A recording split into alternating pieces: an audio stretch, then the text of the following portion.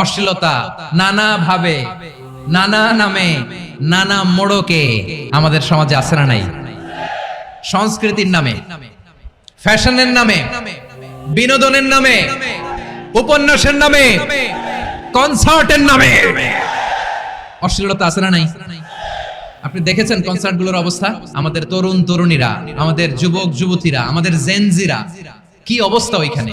ছেলে মেয়ে একে অপরকে জড়ায় ধরতেছে, একে অপরকে চুমু খাচ্ছে প্রকাশ্যে, দিবালোকে, গণমানুষের সামনে।